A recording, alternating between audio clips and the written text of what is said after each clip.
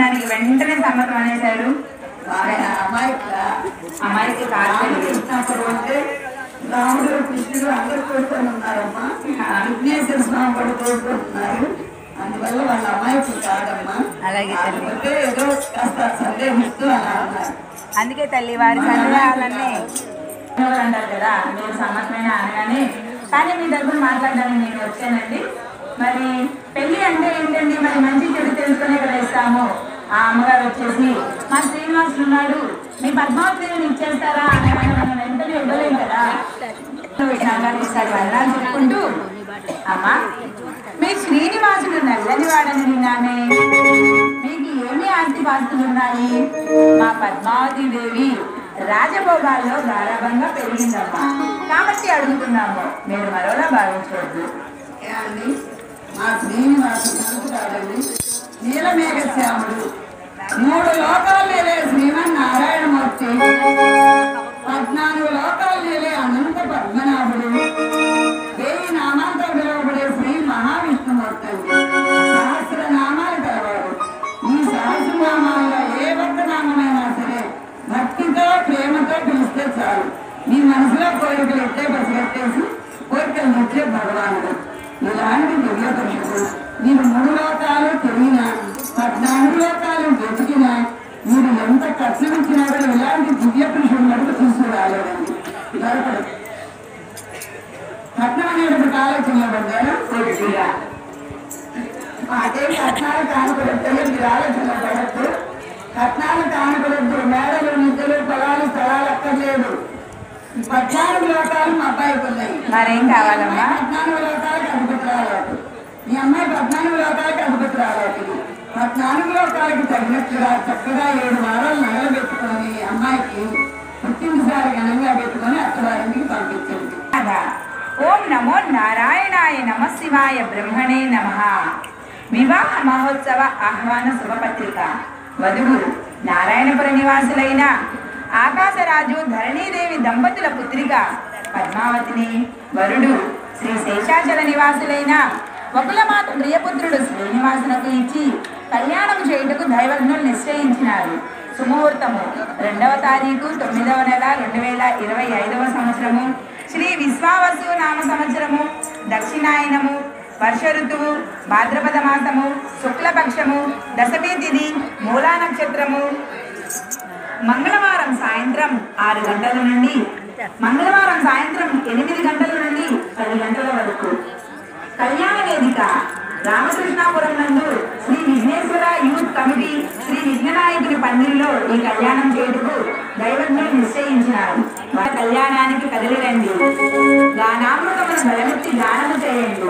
తలంబ్రాలను తనివి తీరా తిలకించండి. తీర్థ ప్రసాదములను భక్తితో స్వీకరించండి. స్వామివారి కృపకు పాత్రులు కండి. భవదీయులు వారా బాల వెంకటేష్ గారు, వారి ధర్మపత్ని రేవతి నాగ దుర్గా గారు.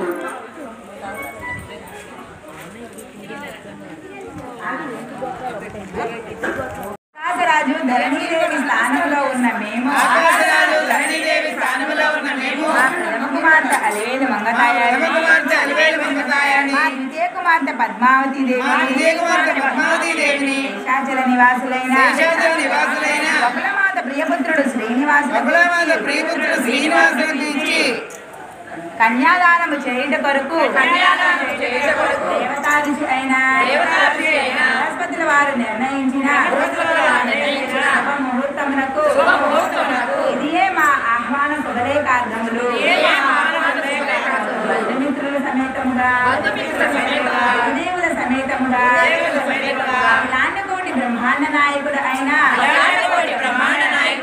శ్రీనివాసునితో నారాయణపురం ఇచ్చేసి అలివేలు మంగతాయారిని, పద్మావతి దేవిని పరిణయమాడి మమ్మల్ని ఆనందింపజేసి మా సత్కార్యములు స్వీకరించి మమ్మల్ని ధన్యులు చేయవలసిందిగా కోరుచున్నాము. ఏడుకొండలవాడ వెంకటరమణ గోవింద గోవింద. అమ్మ ఇటు కూర్చోండి.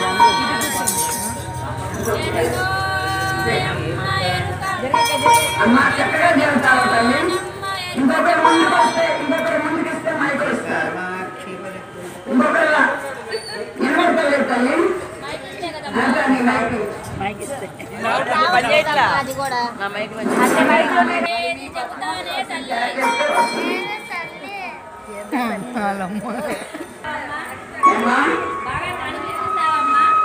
ఇస్తారమ్మా. బాగా చెప్పాలి.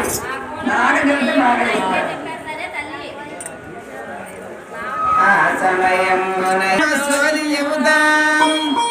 సోదయమ్మ సోది ఎరుక చెబుతామమ్మ ఎరుక చెబుతాము ఎరుకయమ్మ ఎరుక కంచి కామాక్షి వరకు మధుర మీనాక్షి వరకు కాశీ విశాలాక్షి వరకు పెదవాడ కనకదుర్గ వరకు శ్రీశైల భ్రమరాంబ వరకు కొన్నూరు పార్వతమ్మ వరకు శ్రీశైల శివకేశవుల వరకు స్వర్ణపురి జగన్నాథుడు వరకు రామకృష్ణాపురంలో గల బ్రహ్మంగారు వరకు